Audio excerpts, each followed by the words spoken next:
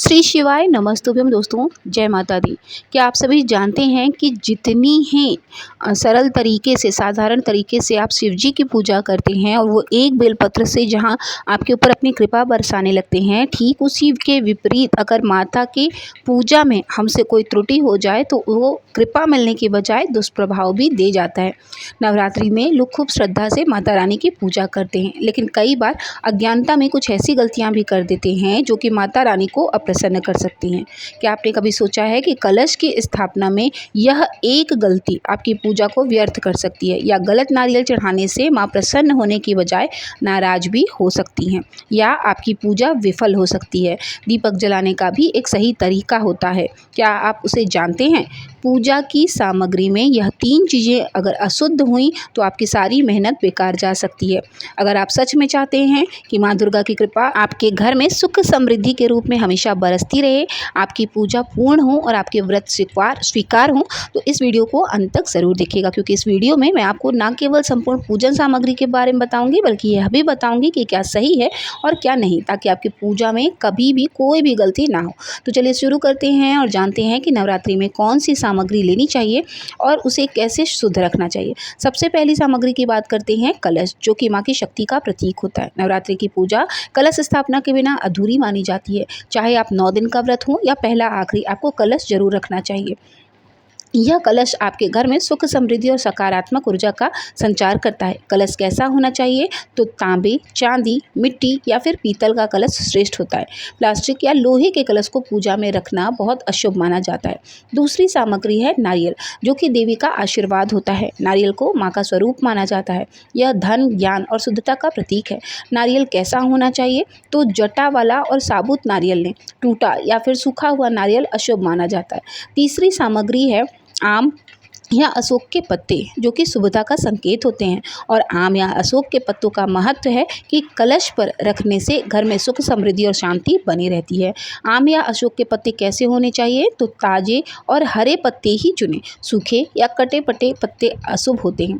चौथी सामग्री है गंगा जल, जो कि शुद्धता का प्रतीक होती है। हर पूजा से पहले गंगा जल से स्थान को और स्वयं को शुद्ध किया जाता है। शुद्ध गंगा जल का ही प्रयोग करना चाहिए। बाजार में मिलने वाले मिश्रित जल से आपको हमेशा बचना चाहिए। अगली पूजन सामग्री है जौ यानी ज्वारे, जो कि देवी की कृपा के संकेत होते हैं। नवदुर्गा पूजन में ज्वारे उगाना अनिवार्य माना गया है। यह उन्नति और शुभता का प्रतीक होता है।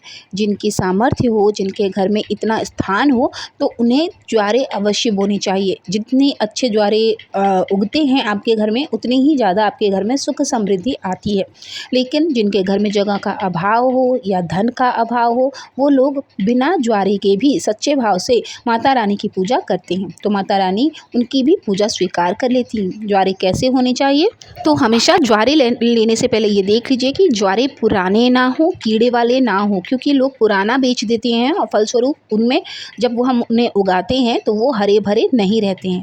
पूजा में उपयोग ज्वारों को बोने से कुछ देर पहले के लिए पानी में भिगो देना चाहिए, और ज्वारे पानी में ऊपर की ओर तैर जाएं तब आपको हटा देना चाहिए। अगली पूजन सामग्री है माँ की लाल चुनरी, जो कि माँ की प्रिय वस्त्र सामग्री मानी जाती है। माँ दुर्गा को लाल रंग अत्यंत प्रिय है, इसलिए लाल चुनरी चढ़ाना भी शुभ माना जाता है। चुनरी नई और साफ हो, फटी, पुरानी या गंदी या पिछले साल की चुनरी कभी भी माँ को अर्पित ना करें। अगली सामग्री है दीपक, जो कि अंधकार से प्रकाश की ओर ले जाता है। दीप जलाने से घर में जहाँ नकारात्मकता दूर होती है, वहीं वातावरण भी पवित्र बन जाता है। दीपक कैसा होना चाहिए? तो वैसे तो शुद्ध घी का दीपक श्रेष्ठ माना जाता है, लेकिन जिनके घर में अभाव है वह तिल के तेल का दीपक उन्हें जलाना चाहिए। ध्यान रखें, टूटे या गंदे दीपक का उपयोग नहीं करना चाहिए। सुबह और शाम की पूजा में साफ दीपक का ही उपयोग करने चाहिए। अगली सामग्री है कुमकुम, हल्दी और चंदन, जो कि पूजा में अनिवार्य सामग्री है। कुमकुम माँ की शक्ति और समर्पण का प्रतीक होता है। हल्दी सुख समृद्धि और सौभाग्य का प्रतीक मानी जाती है। वहीं चंदन शांति और आध्यात्मिकता का प्रतीक होता है। तो हमेशा प्राकृतिक और शुद्ध सामग्री ही लें। रासायनिक रंगों वाले उत्पादनों का, यानी ऐसी सामग्री जिनमें केमिकल का यूज़ होता है, उनको पूजा से दूर रखना चाहिए। अगली सामग्री है फूल और माला, जो कि माँ के श्रृंगार का एक अनिवार्य हिस्सा है। माँ को प्रसन्न करने के लिए ताजे और सुगंधित फूल चढ़ाए जाते हैं। लाल गुड़हल, कमल, गेंदे के फूल या फिर इस मौसम में जो भी फूल मिले वह आप माता रानी को सच्चे मन से ज़रूर अर्पित करिएगा। कभी भी मुरझाए या बासी फूल आप माता रानी को कभी भी अर्पित ना करें। फल और मिठाई जो कि माँ के भोग के लिए आवश्यक होते हैं, माँ दुर्गा को शुद्ध और सात्विक भोग अर्पित करना चाहिए। ताजे फल या केवल घर का बना प्रसाद ही माँ को अर्पित करना चाहिए। बासी या बाहर की पैकेट वाली मिठाइयाँ, पैकेट वाले भोग माता रानी को अर्पित करने से बचना चाहिए। अगली सामग्री है पंचामृत, जो कि माता रानी को अभिषेक के लिए ज़रूरी होती है। देवी माँ का अभिषेक पंचामृत से करने से विशेष पुण्य मिलता है। पंचामृत कैसा होना चाहिए? तो गाय का दूध, गाय के दूध से बनी हुई दही, घी, शहद और गंगा जल का आपको एक मिश्रण बना लेना है। उसे पंचामृत से आप माता रानी को अभिषेक भी कराएंगे, चाहें तो आप उन्हें अर्पित भी कर सकते हैं। खट्टे दही का हमें भूल कर भी इस्तेमाल नहीं करना चाहिए। अगली सामग्री है धूप और अगरबत्ती। साथ ही आप जो पट्टी वाली कपूर आती है, देसी कपूर जो होती है, वही आप उसी से माता रानी की आरती करेंगे, जो कि वातावरण को शुद्ध भी करती है और घर में सकारात्मक ऊर्जा भी लेकर आती है। नवरात्रि में माँ दुर्गा के पूजन में सुहाग सामग्री का विशेष महत्व होता है, जो कि माँ देवी को समर्पित करें तो माँ अखंड सौभाग्य का वरदान देती हैं। और साथ ही जिन कन्याओं को विवाह की इच्छा है उनको वर भी बहुत अच्छे मिलते हैं। सुहाग की सामग्री में सिंदूर, चूड़ी, बिंदी, महावर, मेहंदी, काजल, कंघी, आईना, चुनरी, इत्र ये सभी ज़रूर अर्पित करने चाहिए। हमेशा नई और साफ सुथरी श्रृंगार की सामग्री ही माता को अर्पित करनी चाहिए। इसके अलावा कलश के अंदर जो सामग्री डाली जाती है उसका भी विशेष महत्व होता है। हर वस्तु जो कलश के अंदर डाली जाती है देवी माँ को प्रसन्न करने और हमारे जीवन में शुभता लाने के लिए होती है।